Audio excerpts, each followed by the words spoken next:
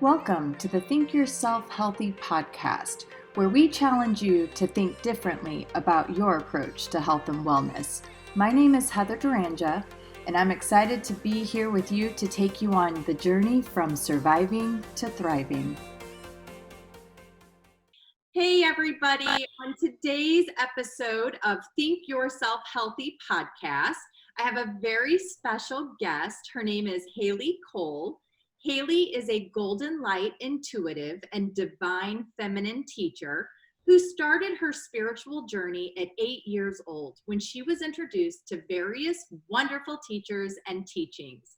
Throughout her childhood and young adult life, she continued learning about meditation, utilizing her intuition, the chakras, angels, gods, goddesses, ascended masters, and more. At 16, she became a Reiki Master. She has now devoted her life to helping others discover just how powerful they are through her Golden Light Mastery School, YouTube, podcast, mentorship, and speaking. Haley believes this work is so important because once we discover how magical we are, we can change the world. Oh my gosh, if that isn't true. Thank you so much for being here with us today. I'm really excited. I know this is something that we've been trying to make happen for a while now.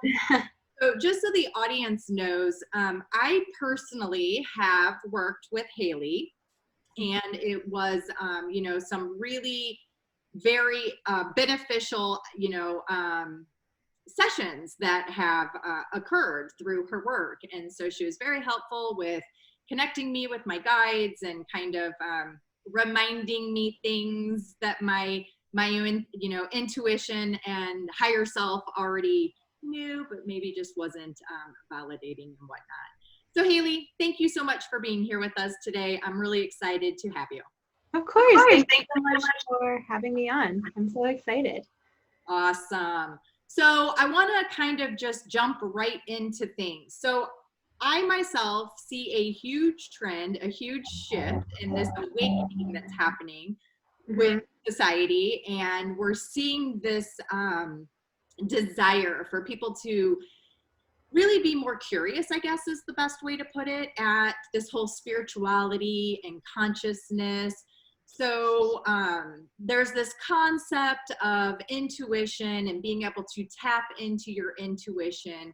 Can you kind of talk about that and explain to the audience what your intuition is and how we access it? Like, what does it all mean?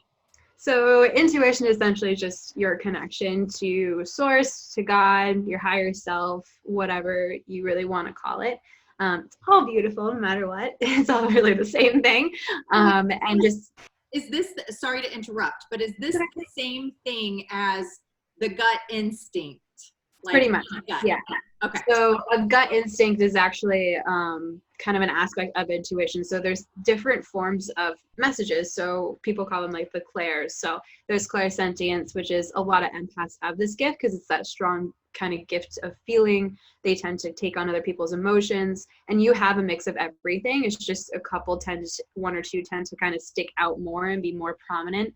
And the more that you kind of cultivate and work on it, the more that they grow and the more the other ones grow too. But empaths tend to be super, super clairsentient. They can kind of feel everybody's energy. They can feel the energy of someone that they're talking to.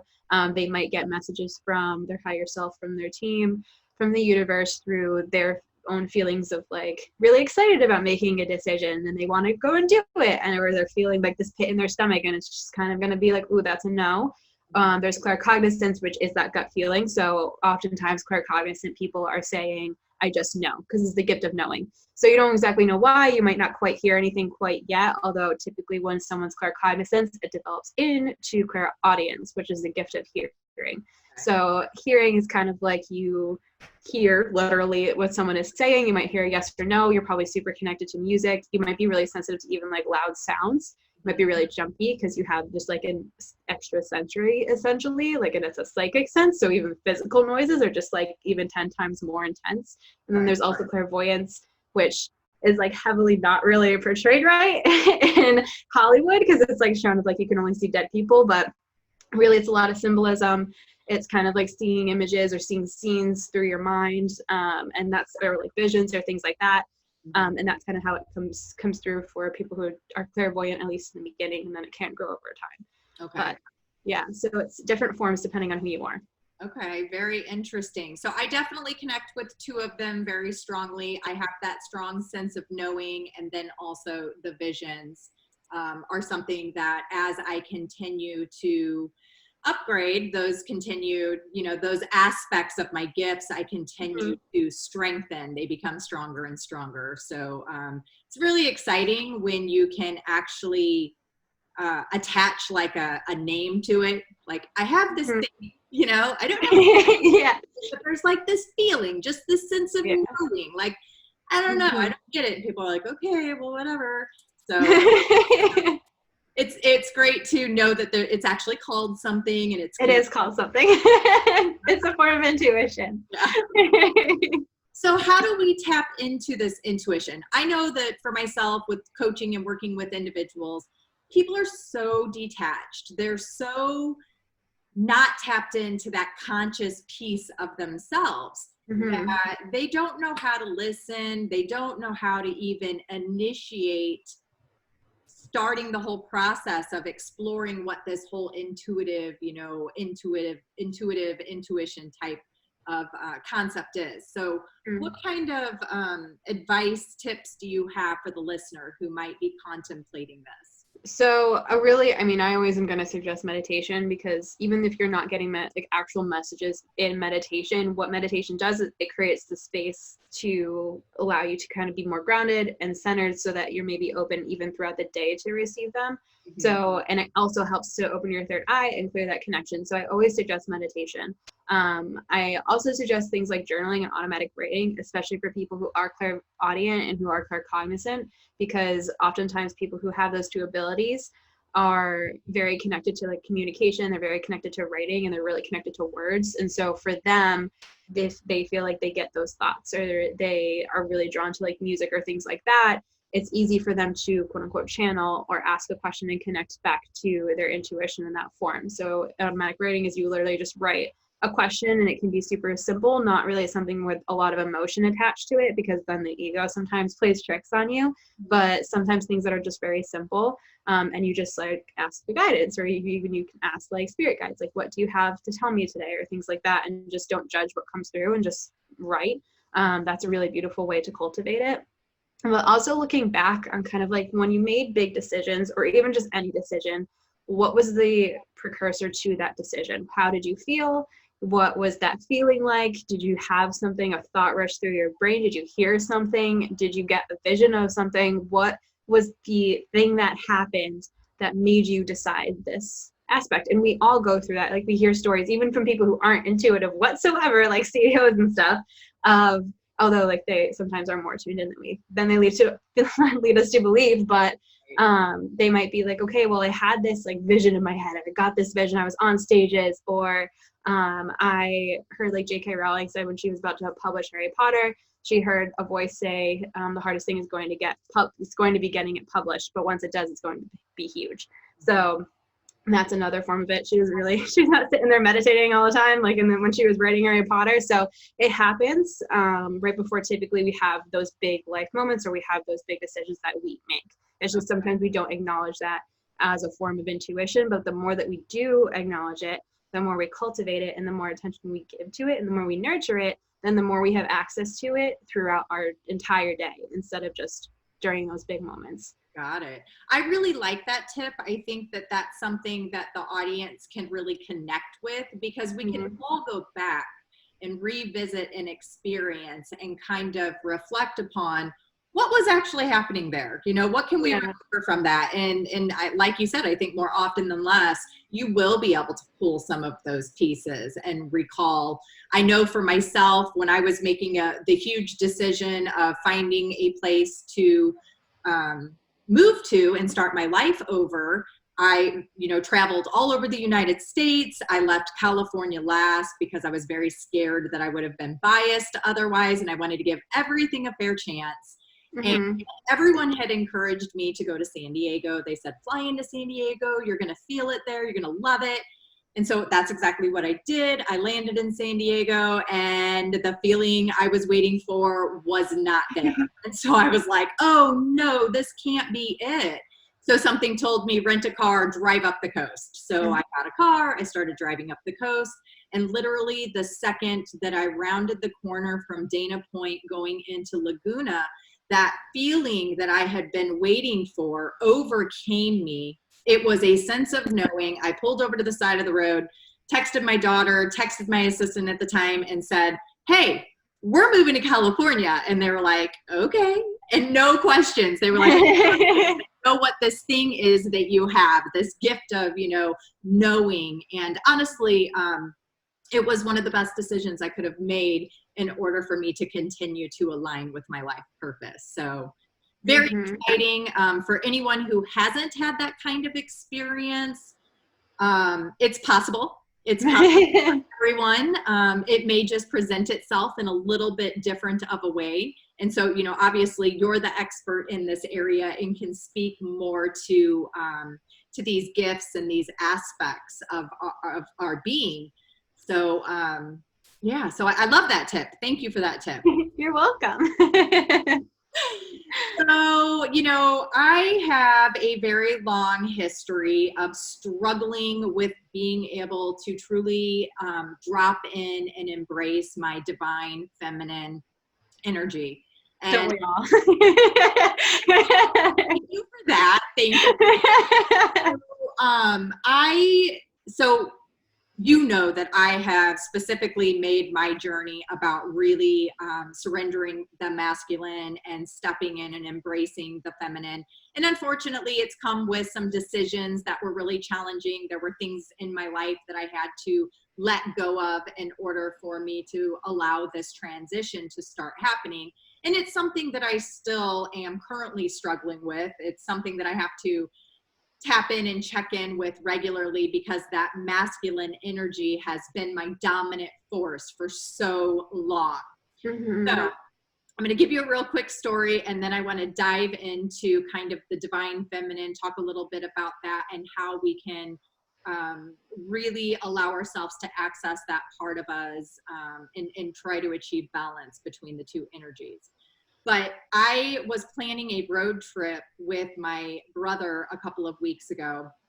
And immediately, I'm reminding myself on a daily basis, you're stepping into your divine feminine, you're letting go of the control, you don't have to be the planner.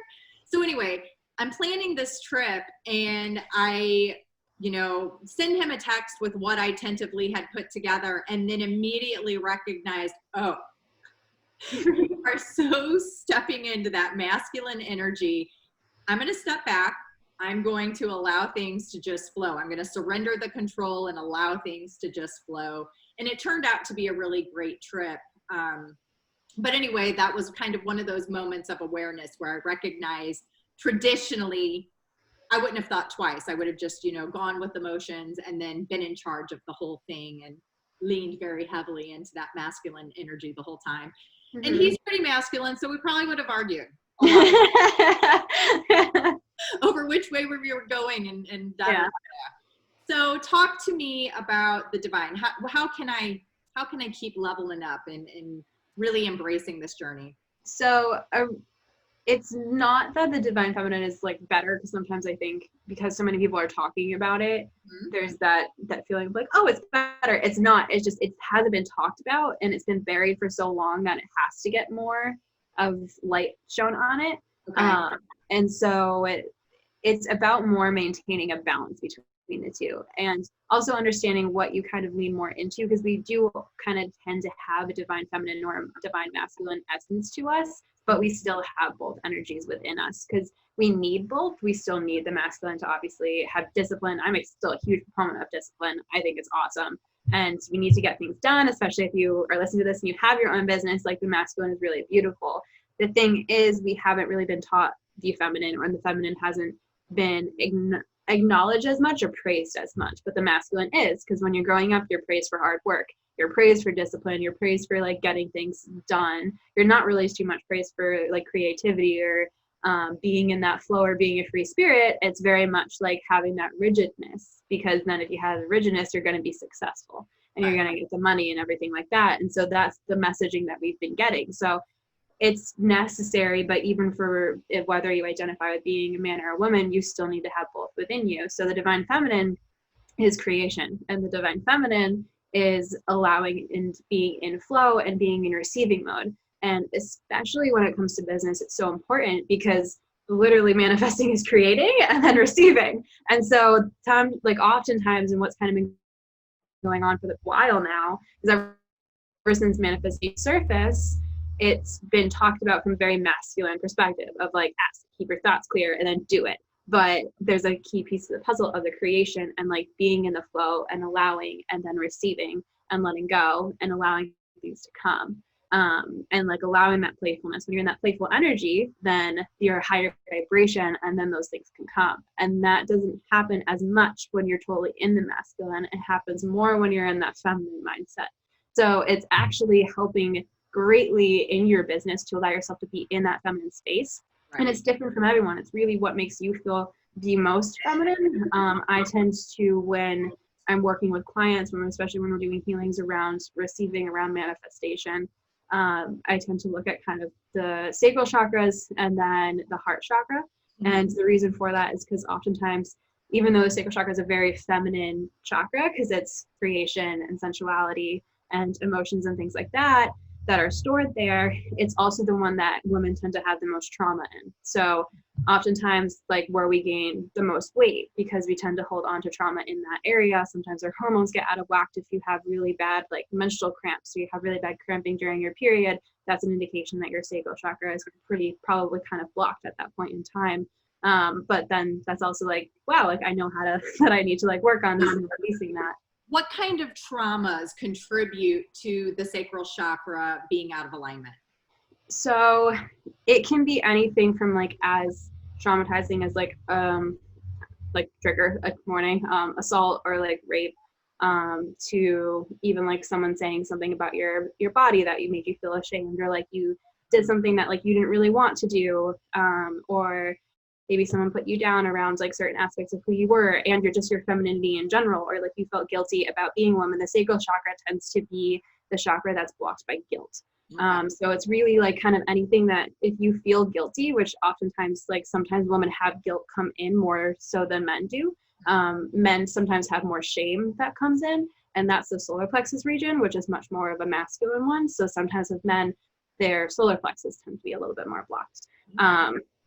But with women, and like it happens with women too, but with women, it's a lot more guilt. So oftentimes, like if we don't do certain things, you're meant to feel guilty. Right. And then that holds on to trauma within the sacral chakra region. So if you ever feel guilty about certain things, or guilt comes out of nowhere, then it's probably an indication that something is coming up, something is being blocked according to trauma, most likely to do with your femininity, or being in your divine feminine, that can then be released. Okay. Thank you for that explanation. I think for the listeners, that kind of helps them relate to this information in a way that they can understand. So can you kind of describe some of the main characteristics of being in that divine feminine energy and the gifts that energy can provide us with? Mm-hmm. So super intuitive. The feminine tends to be more in charge of intuition, which is why women tend to be a little bit more in their intuition than even men are, just very naturally and in that flow, and like very flowy, and having like a sense of kind of freedom, because the feminine really likes to have, she likes to feel safe, but she also likes to have freedom, and kind of just like being in creation, and like think of like a queen or like a royalty. Sometimes the feminine is often described as soft, and that's a part of it, but on the other side of that, it's also like the queen energy of like being very like royal and regal and strong and like in your power. You can still be very in your power and be feminine. It's not like a mutually exclusive thing. Okay. And like that power isn't like a purely masculine energy. It can also be the power of like, think of like a really strong like mothering figure type of thing. Like think of how powerful that is. Or like when someone messes with like a child, think how like the mom steps in. Like that's kind of just how you can be in the energy you can have just in your everyday, if you don't have to have kids or want kids to be in that space. So it's really about being in that creation and kind of being able to create and have things flow to you with a lot more ease and not feeling guilty around receiving, because oftentimes we feel guilt around receiving things, and receiving is the feminine, like it's being in that energy. And this for me is the biggest challenge. This for me has been the major pain point at trying to release that. I have, really operated for a long time from this place of I have to be the provider. I have to, if I don't do it, it's not going to happen. Being a single mom and things of that nature. Plus, I was the oldest and had 5 younger brothers. So this was cultivated at a very, very young, early age for me. And so as I've gotten older, I recognized more and more, especially being single and then starting to try and date, how difficult receiving was for me, whether it was a compliment or, I'll be very honest. I had my huge epiphany with receiving at Event Love when we did the Angel Whisper, and we had to walk down that aisle, and all of these women were whispering into my ear all of these really impactful statements about myself and my interaction with them. It was so hard for me. I remember literally feeling so uncomfortable within my own skin of just wanting to reject it. And in my head, the inner dialogue's going, you don't know me. You just met me. How can you even think this? Like, where is this coming from? And I remember immediately after that exercise, I had to get in an Uber and get to the airport to get back. And I started crying and reflecting in that car ride, because it really truly was that like awakening moment of, Heather Ann, like, get your shit together, girl. You need to be able to receive everything you just heard is true. So why can't you receive that? And that's when I decided I was going to be very intentional with really trying to be mindful and aware of where I'm leaning into these energies in my everyday life decisions and whatnot. So anyway, so yeah, so how do we step into that divine and let her shine? So oftentimes, I mean, it is a little bit easier right now because a lot of people are working from home. So, we do have, yeah, most likely, unless you're an essential worker and things like that. It's almost like the universe said, hey, we have to interject. We're going to create the situation that's going to allow us to take a step back and for us to come on board and start installing these upgrades and energy. So oftentimes, like, we do have we're in our masculine a lot during the day, which is, it's necessary and it's fine and it's beautiful, but it is important to balance it out. So even if you take like 5 minutes during lunch, or you even schedule 5 minutes, just to like take a minute to open up your heart chakra and to just receive, to breathe, to let the energy flow through you, to just kind of soften a little bit and allow yourself to kind of soften. And like, you can still tap into that power and things like that. But what kind of happens if we're in that masculine, we tense up throughout the day, and then we're kind of blocked off from being able to receive. So allowing and even having like a couple of, like 3 times throughout the day, just 5 minutes of allowing yourself to get into the moment of just like a little bit more peacefulness and a little bit more stillness. Because the masculine's moving a lot, the feminine tends to be a little bit stiller. And just kind of allowing to be, and just allowing yourself and giving your permission. Or on the flip side of that, you can dance and you can be like just kind of in your body and in that flow. It's really just about kind of like getting back in touch with your body and your soul and your spirit, instead of being like scattered and so focused on the do, and sometimes focused on like problem solving, because that's a very masculine trait, is problem solving, because you want to like get things done. Even think about like if you're fighting with or like having a disagreement with a significant other, and it's more of a masculine presence, then they just want to like fix everything, because that's a masculine energy. And like oftentimes you're in that energy when you're working, because you either want to fix or you want to do and you want to build, or you're like cultivating knowledge, which is all very masculine traits. So when you allow yourself to just like utilize your intuition, or you allow yourself the stillness for a second, or you just allow yourself to get back in the body through dancing, or even like drawing for a couple of minutes, or creating or writing or something, it allows yourself the space to get into that feminine to receive. That's beautiful. I love that. And those are very tangible things that any of us can access and do. are great tips. So I've recognized I kind of find myself getting frustrated when I'm scrolling through Instagram and I'll see a post about the divine feminine, and it's being basically like the picture that's being painted is that the divine feminine is like this diva, like this uncontrollable boss diva that is ruling the world with, just stomping on everyone. Mm-hmm. So how is it that this idea has attached itself to the divine feminine? How are some perceiving that that's what we are, referencing when we refer to divine feminine? So that is an aspect of it. The divine feminine can still be like that. So like there's, for those of you who study the goddesses and things like that, there's that Kali energy, which is stomping on things. And even like that's how she's depicted.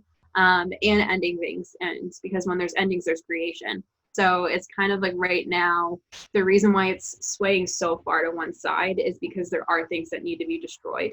And there are old constructs that need to be destroyed. Sometimes people also have their own experiences that they've gone through. And so they're speaking from a little bit more of sometimes a wounded place, rather the sacred place. So that's always too, like if you see a post, always kind of ask yourself like, oh, is this from a place of love or is this come from a little bit more of a place of wounding? And so that's when you can like kind of use your intuition and your own discretion and kind of decipher of like which is which. And that doesn't mean like anything is wrong with that person or anything against that person. It's just, you don't have to accept that into your reality. But the reason why it's swayed so far that way is because we've had so many systems that have been set up that they're not even really the sacred masculine, they're the wounded masculine, and they need to kind of be destroyed. And sometimes when that happens, there's that slightly more intense energy that cultivates that. And there's also people are angry. And women are angry and they've been suppressed. And so that's kind of too sometimes where the wounded comes through. But it is happening for a reason. And it's more so we get to that point where it's a balance instead of one being more than the other. Yeah. Thank you for that clarification. I truly appreciate that. I think it's important to see it from that perspective and understand that there is a healthy and an unhealthy side to each. And that typically it's coming from that wounded place that needs some extra attention in order to get to that more balanced, centered for both energies, right? Mm-hmm. Okay. Yeah. So I'm a huge fan of energy healing. I've been using energy healing modalities for, long time. I've really embraced them strongly over the last decade. And I can't speak enough to energy healing. I think that it is like just one of the most beautiful things that we have access to. Honestly, the energy part of my journey has been the most fulfilling part of the journey. Mm-hmm. So let's talk to the audience about energy healing and what all that means, what that looks like, the different modalities. Mm-hmm. So there's a lot of different modalities. I tend to work now with more of an energy healing that's been gifted to me, which they've told me to call, my guides have told me to call golden light healing, although I have studied Reiki, and I'm a Reiki master. And there's different energies to them. There's different like kind of things that you can do, but essentially it's just clearing out the system so that you can kind of remove the quote unquote blocks, for someone, or I kind of look at it more as you're removing it and then the person kind of does the work to actively remove it. Mm-hmm. In any sense, so you're kind of like bringing it up for them to release. Because even though, yes, like the energy healer does a lot and they're a great person to have, at the end of the day, it is up to you, and you have to believe, and you have to be able to, work through these things as well. But it is a really beautiful practice to be able to clear out your field, your chakras, your auric field, your energetic body, because everything starts in the energetic fields. By the time it gets to us physically, it's like the final stage essentially. But it's like old traumas that sometimes are in your energy field and in your chakras and trauma doesn't have to be like what we sometimes think of trauma. It can literally be like a side comment which from like a parent or something like that, or an authority figure that you just held on to, or past lives. I see past lives a lot that people are still holding on to, that actually are like a huge thing that is bothering them. So releasing that and going in and healing that is really helpful, because then at least it comes to the surface so that the person, if they need to, they can just examine it and release it and let whatever has to be done to go. I also work kind of in the more of a realm too of like, as much as there's healing and releasing, there's also activation. Yeah. So that person can then step into their power more. And that's more of the end goal rather than just the healing process, so that this person can step into this highest light, because that's kind of always the goal. Is you want them to be able to live their purpose and live in the highest possible life that they can. So for me, that's kind of how I view it. It's not just the healing and release, it's also the activation. Which I think is great. I think it's great that you think out the activations, because the activation piece is so vital for the next step, for you to truly be able to walk in, embrace, accept, and move forward with your journey. Mm-hmm. You have to embrace and turn on those aspects of yourself. Mm-hmm. So, I think for myself, one of the things that was very confusing for me when I started my energy healing journey was that there was this immense purging that came with it, emotional, like I'd do energy work, and then all of the sudden there's like anywhere from a few days to several weeks of just uncomfortableness and just feeling so detached and not okay in my own skin and emotional and not really understanding what was happening to me. And it was purging all of those traumas from my energy fields and allowing myself to, get to that state of like balance and start moving forward with the activation piece. I wasn't prepared for that. I don't think that's talked about enough. So I think people experience that and they're like, fuck this. I don't want to feel like shit. I thought I was supposed to feel better. So what's going on here?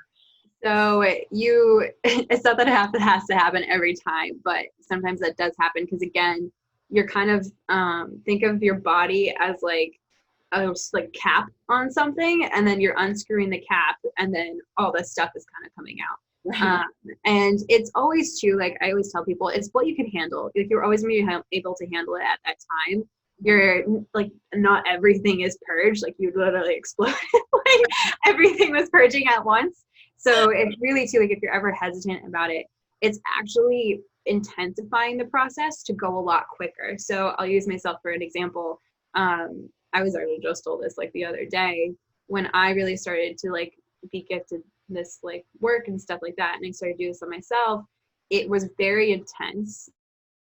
It in retrospect was a very short amount of time for what I like kind of had to work through compared to what it could have been, and even if I didn't do that, what it should have been. Mm-hmm. So even though yes, it feels like, oh my god, it's ever going to end, it's actually a lot more that's being purged in a shorter amount of time, rather than like and nothing against this, but like rather if you're in like talk therapy and you're going through kind of the same thing for a very, very long time, yes, it is very important to do that. And like psychological help is just as important as spiritual help, right. But it shouldn't take 10 years to work through certain things. Yeah. So what this does is you can have like this energetic purging and then like pair it with therapy and stuff like that. Everything should kind of be working together and not be pinned against each other or like either or. But what it does is it just intensifies it so you can purge it, and it's actually happening quicker than if you didn't go that route. Okay. So I have a question for you. What was the question? It was about, do you believe in using like plant medicine to facilitate energy healing? Are you in support of that? What are your thoughts? So I have a belief that if someone's being called to something, it's not my place to tell them no. If someone's intuition is telling them to do plant medicine, then okay.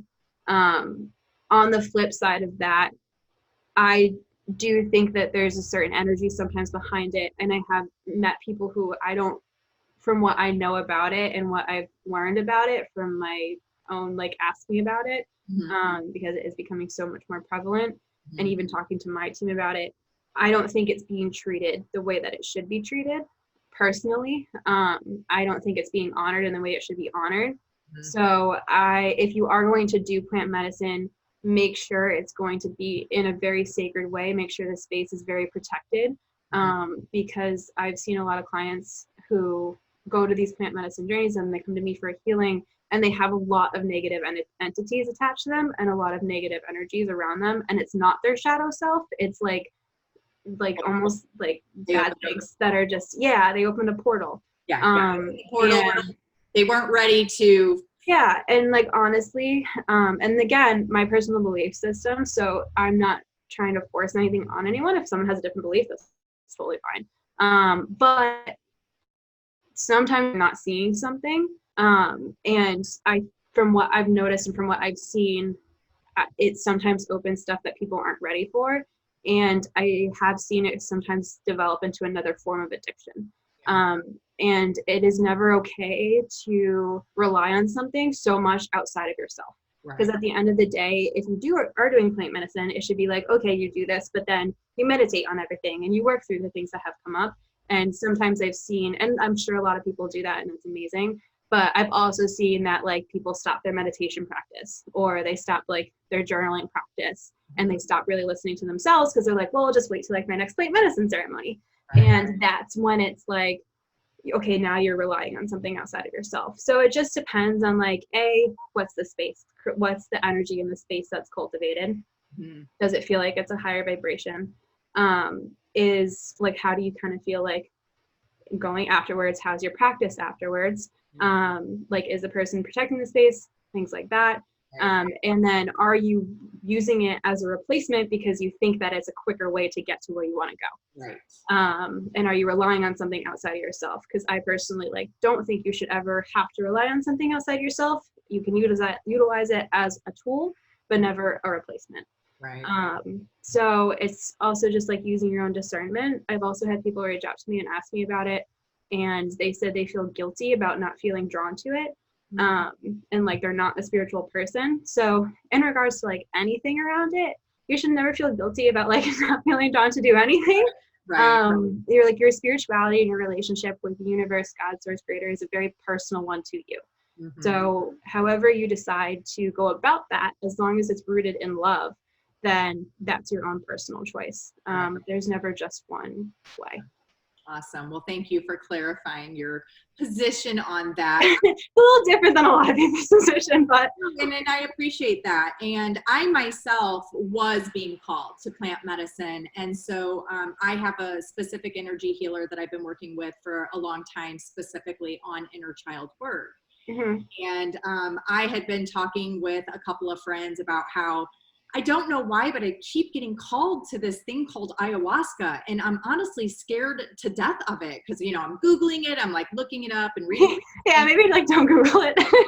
It's saying to me that I'm supposed to entertain this idea. And so I resisted. And then I get a message from my energy healer one day, and she's like, my guides are telling me I'm supposed to invite you to ceremony. And in that moment, I surrendered. I was like, okay, this is what is supposed to happen for me. And I was very intentional. So setting that container, like you said, is so important. That is such a huge piece of it. But I also think that you have to be in a place where you've done the work. Like you said, this is not just a quick speed up the process, get from A to B type of modality. It doesn't work that way. And so for myself, when I did the experience, it was literally the most magical validation I could have ever received. It was such a gift. And the intention that I set for this experience was I wanted to know whether or not I had been doing the work on healing my inner children. And if I had, then I wanted them to show up, introduce me to my future selves. And that's what happened. It was absolutely a really beautiful experience to see all of those little younger versions of myself show up feeling so loved and fulfilled and so happily handing me over, you know, to you did it. Yeah. I think that if your intuition is guiding you to do that, then it's definitely a beautiful experience. And I'm never going to tell someone, because it's a form, like I'm never going to tell someone not to listen to their intuition. And so if someone intuition is pulling it, then yeah. But again, with the medicine, I was very respectful. I followed a very strategic diet for over a month to ensure that I was in a very optimal place for this to really have the best outcome possible for what I was supposed to get out of it. Yeah. And I think that's the perfect way to go about it. Definitely. That's a different type of energy. And it's definitely a commitment. I will give it that. Anyone who has questions and wants to reach out to me to kind of, talk about that experience, I'd be happy to. So in the end, I'm glad that I did it. I don't have any calling to do it again anytime soon, or maybe ever again. I feel like I got exactly out of it what I needed. So it's beautiful. It was really beautiful to see all of these beautiful goddesses coming to visit me, my guides, my higher selves, my ancestors. Like, they were just, it was so beautiful. So anyway, with that being said, let's talk about spirit guides and how they're working for us. They're here for us. They're supporting us. So let's, kind of, what is a spirit guide? So a spirit guide, we typically have a team of them. I've seen kind of, usually when I do readings on people, at least like 4 come, but I think there's actually more. They just like have people talk that are 4 people talk. But you have one that's assigned to you from the time that you're born until the time that you pass away in this lifetime. So they're with you for the entirety of your life. And then you have ones that kind of, I say, like sub in and out depending on what you need at that point in time. And you can have other ones that stay with you for your entire life. It's just that they might not necessarily be assigned to you. And they're like very just high vibrational light beings. They could just be souls that have reached a certain level where now they can be spirit guides. I tend to talk more to like ascended masters, archangels, goddesses, and gods and light beings. So that's who I tend to see the most show on people's teams, because that's who I have more of a connection with. So they tend to be on people's teams a lot as well as like even ancestors or people you've had past lives with, who've decided to kind of hang back. And it can even kind of be like if you have even someone in your life that they're not quite in your life yet, they can even be acting as a spirit guide to you, like their higher self is. So it's really interesting because it can be like a whole variety. I've even seen like elementals or like extraterrestrials, although I don't talk to them as much. It hasn't happened as often. But they can, as long as they're just like a very high vibrational light being, they can be on your team. And they kind of sub in and out depending on what you need at that point in time. And it's quite beautiful because it's sometimes not what you think you would want. For me, for example, I was working on healing a lot of stuff around romantic relationships and even just the masculine in general. Very mad at the masculine at this time. And I thought that it was going to be on my team because every so often I'll be like, hey, who's on my team right now? Because I feel like you guys switched up. And so I would like sometimes tune in. So I was just like, okay, like who's on my team right now? Because of everything I was going through, I thought it was going to be like all goddesses and divine feminines and like maybe Archangel Michael because he like is always there. And that wasn't actually the case at all. There was only like one goddess or divine feminine and the rest were all divine masculine beings. And it's because I needed to heal and understand the sacred masculine and release my anger towards it. And so I needed to feel what it was like to have that around me. So sometimes it's not quite what you would expect, but it's what you need. I love that. Beautiful. Yeah, I'm a big fan of my spirit guides. I know that they're with me. I've got lots of them. They're always in and yeah, they're like your own personal hype team. Just like, and they work so hard to like essentially get you where you need to go and to literally just guide you and to provide you what you want and what you need in your life. Right. So I think that we all have the question, right? Like this thing called life, finding our thing called life and finding our purpose. And I think that in order to be able to start finding the purpose, you have to start waking up. You like have to start that spiritual process. So for anyone out there who's listening and they're, really interested in this kind of information and material, what would your suggestion be to them? How do they get started? Where do they jump in without feeling like too overwhelmed or too woo-wooed out? Like, how do we approach this from a non-intimidating standpoint? So the first, I mean, I'm always going to suggest, again, meditation. That's really the first step. I really believe, and what I've seen kind of leads to the most results. And like, you can do that through guided meditations, or even if it's like Headspace, or I like to make meditations really fun. So mine tend to be like, I like to put out ones that are like, you connect with your spirit guides and your goddesses, and you're going on this adventure in meditation. But really too, just kind of acknowledging and understanding that who you truly are is just love. And even if that's all you cultivate, and you just listen to even yourself, and your higher self, then that's like a great place to start it. You know, journaling and meditation is always like the initial best place. And I know sometimes, although meditation is becoming a little bit more mainstream, but you know, it doesn't have to be woo-woo, but even like breath work, or just understanding, getting back into your body.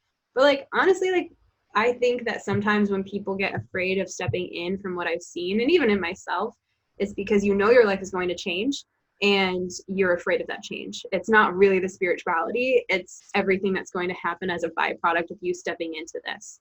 And so too, like, asking yourself what you're afraid of if you decide to commit to yourself and you commit to this journey, because usually you're afraid of change, and things shifting. Is that more of the ego shadow part of us that are trying to keep us safe from? Yeah, it's the ego, and it's definitely the ego, because it's trying to keep us safe and it's trying to keep us comfortable. But there's so much unknown in this journey, and that's really scary. But like, on the flip side of that, the unknown part of it is actually really beautiful, because you don't have your entire life like played out. And even if you aren't spiritual, you're still going to have unforeseen things that come into your life, both good and maybe like an experience that you need for a lesson. Right. So it's more of just an opportunity, like, how conscious do you want to be with it, and how trusting do you have to be with it, so that when things do happen, good or not so great, then you can stay centered in both and understand that everything is temporary, but you can come back to a place of love and calmness. I love that. That's beautiful. I think that the whole spiritual journey, you know, the awakening, can be very intimidating to a lot of people, because the lingo is, you know, so different than what we're used to hearing. We don't understand these concepts. You know, there's bringing in different beings and extraterrestrials, and talking about star seeds and spirit guides, and you know, it starts like, for the average person who has no clue, this can be very, very intimidating for them. And they tend to just kind of quietly back up and say, this might not be for me. You know, this is so way out of my comfort zone. I don't know any of these terms. This is really woo-woo-y. I've seen a lot of people get very, very intimidated and just kind of back out, and then done, you know, the practice. And for me, I have found that with my own journey that, you know, initially I was like, well, what book can I read? What website do I go to research and like understand what the fuck a starseed is and what a spirit guide is? And ultimately, what I've come to realize throughout this journey is that I only have to go one place to find all of the answers. You know what I'm talking about? Yeah. And it's like that simple. And I think that we have been conditioned not to trust, to have to constantly have the evidence in front of us in order to validate the belief that this is why it makes spirituality such a challenge. You know, it can't be that simple. I can't simply just go meditate and turn within and find the answers.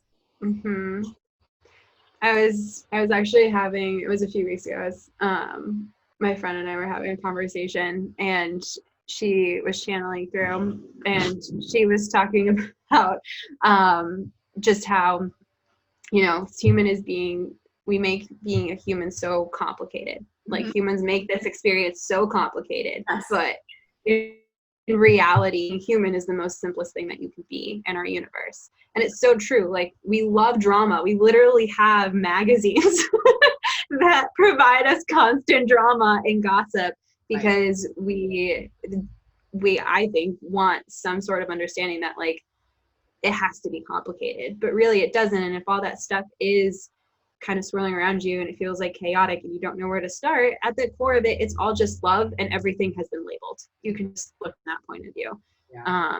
And we love labeling things as people and as humans.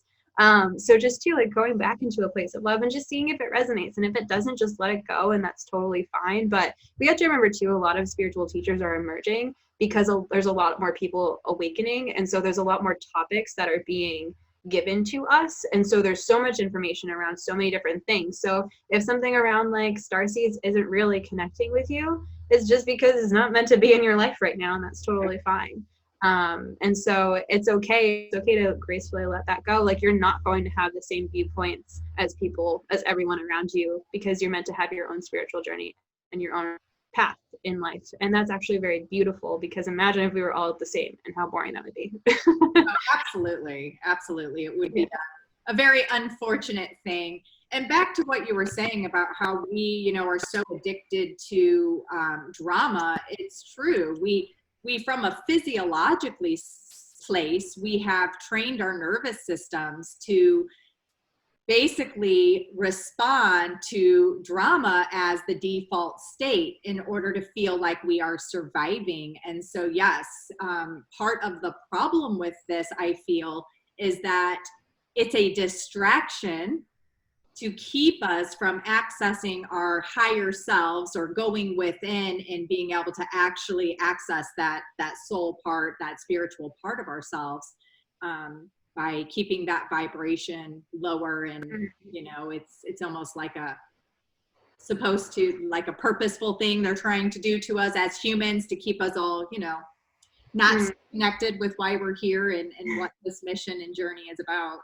The most beautiful way one of the most beautiful ways I've seen it, or like kind of described, is there's one reality, and that reality is love. But then there's a million different ways to interpret. There's more than a million different ways to interpret that reality. But we all have to somehow figure out a way to remember that one reality is the most important of them all, whether how we choose to see it. Mm-hmm.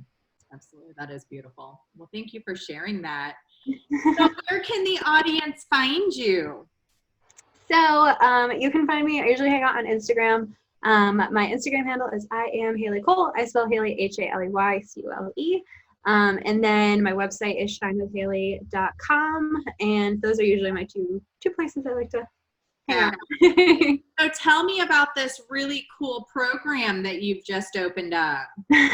So I actually have the mystery school, which essentially like you learn a bunch of different topics. So I've been learning about this stuff for a very long time. So I put it into a school, and you learn about how to really cultivate your intuition, build your intuition up, create that connection with your spirit guides, how your own intuition really works, all the different goddesses, sun and masters, how to read oracle cards, how to protect your energy. So many stuff that we go over in a very short amount of time. But it's really cool. It's been so beautiful to see the women who have gone through it, and how much has really evolved just from implementing their intuition, and how much things have changed. So I'm enrolling in September for it. So if anyone is interested, please let me know. Okay. I'm so excited. I love doing this so much. We'll definitely make sure to put all of the links in the show notes so that they can access that easily. Well, I am so appreciative of you and your beautiful shine, and sharing your love and gifts with the world, and really helping the divine feminine come back and state her claim in society. You're great. We got this. We are grateful. So again, Haley, thank you for coming on today. Thank you so much for having me. It was so much fun.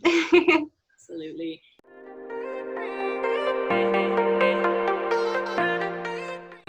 Thanks for joining us on the Think Yourself Healthy podcast. Make sure you leave a review and let me know what you think. I love reading your feedback. Come hang out with me on Instagram at Heather Duranja, and don't forget to take a screenshot that you're listening to the podcast and tag me. I love to share it. See you on the next episode.